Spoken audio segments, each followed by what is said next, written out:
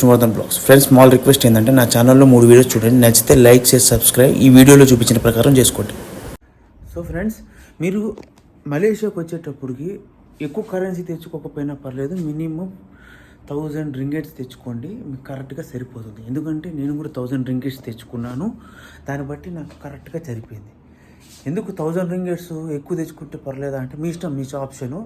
లిమిటెడ్గా ట్రావెల్ చేసే వాళ్ళకి 1000 రింగెట్స్ అయితే సరిపోతుంది.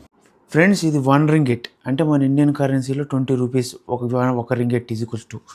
తర్వాత ఇది 5 రింగెట్స్ అంటే 100 రూపాయలు. ఇదిగోండి 10 రింగెట్స్. 10 రింగెట్స్ అంటే మన ఇండియన్ కరెన్సీలో మేబీ ఇది 20 రింగెట్స్. 20 రింగెట్స్ కరెన్సీ అంటే దాదాపు మన దాంట్లో 400 రూపాయలు. ఇది 50 రింగెట్స్.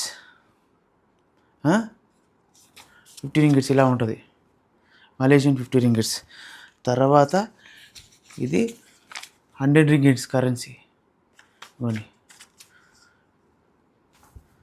సో ఇది కరెన్సీ ఫ్రెండ్స్. మీకు కాయిన్స్ కూడా చూపిస్తా ఫ్రెండ్స్. ఇక్కడ కరెన్సీలు కాయిన్స్ కూడా ఉంటాయి. ఇవ్వండి, ఇది 50 ఫిల్స్. ఇది 50 ఫిల్స్. ఇది పక్కన ఉంది పెద్ద ఓల్డ్ 50 ఫిల్స్ అంట. ఇది 20 ఫిల్స్. ఇది 10 ఫిల్స్. తర్వాత ఇది 5 ఫిల్స్. ఇవ్వండి, ఏంటంటే కొన్ని దగ్గర మనకు 8.25 అట్లా, లేకపోతే 8.75, 10.75 అట్లా ఉంటాయి. అప్పుడు మనకు ఈ చేంజ్ ఇస్తారు. 1 రింగెట్ కూడా ఇంతవరకు 1 రింగెట్ కూడా నాకు ఎప్పుడు కాయిన్ రాలేదు, ఓన్లీ నోటే వచ్చింది. సో ఇక్కడ 1 రింగెట్ నోట్ కింద వాడతారు. మిగిలిన 1 రింగెట్ లోపల ఫిల్స్ ఉంటాయి ఇప్పుడు, అవి మాత్రం చేంజ్ కిందనే ఇస్తున్నారు. సో ఇక్కడ ఫిల్స్ అంటే ఇంకా అద్ద, అణ, పావుల అవి కూడా ఇక్కడ పనిచేస్తున్నాయి. అంటే వీళ్ళ కరెన్సీలో ఫిల్స్ అంటారు కదా, మన ఇండియాలో అవి ఎప్పుడు చెల్లవు కదా. 50 పైసా, 25 పైసా అవన్నీ ఆగిపోయినాయి. సో ఇక్కడ ఇవి కూడా చెల్లుతున్నాయి.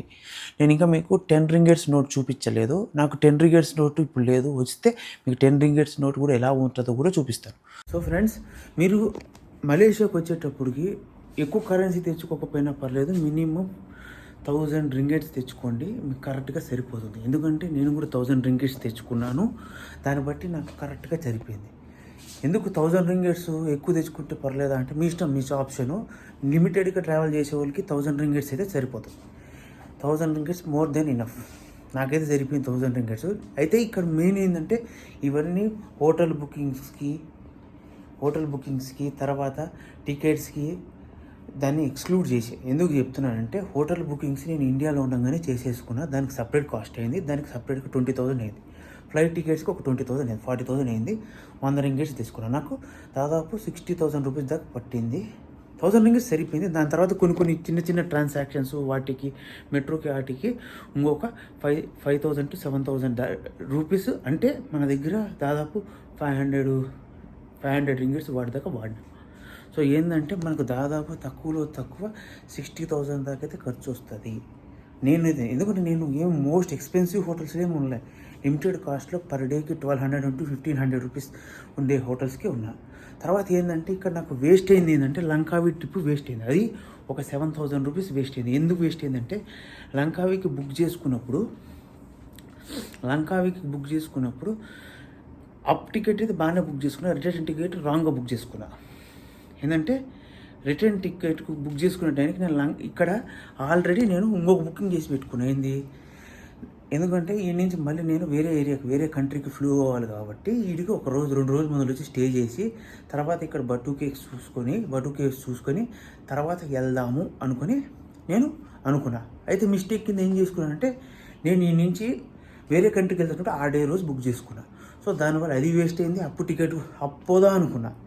కానీ మళ్ళీ ఏమైందంటే తర్వాత రెండోసారి బుక్ చేసుకునేటప్పుడు నేను లంకావి నుంచి ఇక్కడ బుక్ చేయలే, కోలాలంపూర్ టు లంకావి మళ్ళీ రిటర్న్ సేమ్ బుక్ చేసిన. సో అది వేస్ట్ అయింది. సో దాన్ని బట్టి ఏంటంటే ఎందుకు వచ్చిందని చెప్పేసి ఇంకా లంకావి ట్రిప్ వద్దనుకున్నా, దానికి ఒక 10,000 వేస్ట్ అయింది. సో నేను దానికి 10,000 ఎక్స్క్లూడ్ చేసిన. 60,000లో నాకు ఒక 50,000 అంటే 45,000 పట్టింది. ఇంకా నా దగ్గర డబ్బులు మిగిలి ఉన్నాయి, ఇంకొక 300 రింగెట్స్ మిగిలి ఉన్నాయి. సో దాన్ని బట్టి మీరు అంచనా చేసుకొని 45,000 తక్కువలో తక్కువ 45,000 పడుతుంది. నా ట్రిప్స్ అన్ని కలుపుకొని 50-60,000 అని చెప్పాను. అంటే క్యాన్సిల్ అయినట్టు వాటివన్నీ కలుపుకొని, ఒకవేళ మీరు ఇవన్నీ క్యాన్సిల్ చేసుకొని నేను ఖర్చు పెట్టింది ఈ ట్రిప్లో 45,000 రూపీస్.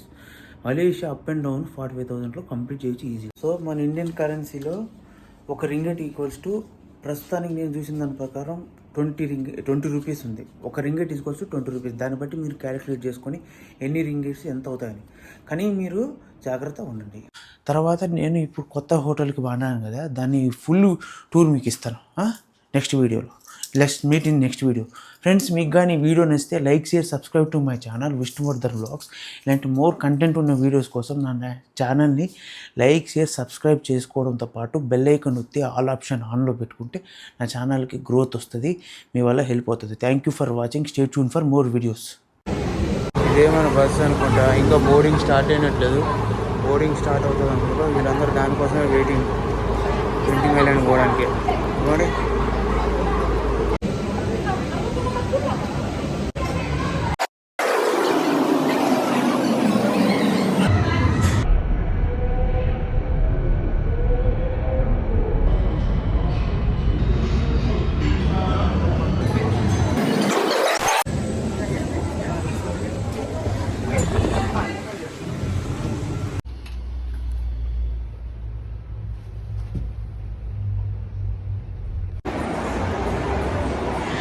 ఎంత పెద్దదో జెంటింగ్ ఐలాండ్స్. చాలామంది కొండపైన మొత్తం మాలే కట్టారబ్బా, భయంకరంగా మాలే కట్టారు. కేఎల్ సెంటర్ ఎంట్రీ నుంచి ఫుల్ రెడ్ ఎండ్కి వచ్చేసి ఇక్కడ మీకు బస్ ప్యాసింజర్ ఉంటుంది కదా, ఈడ కింది నుంచి కిందికి లోపలికి పోతే మీకు ఉంటుంది. అదే జెంటింగ్ ఐలాండ్ ప్రాసెస్ గుర్తుపెట్టుకొని ఇక్కడ వెల్కమ్ అన్న బోర్డు, ఎలివేటర్ కింది నుంచి పోవాలి. నేను ఇటుపోయి తిరిగాను, మొత్తం దాదాపు 2 hours తిరగాల్సి వచ్చింది. సో మీరు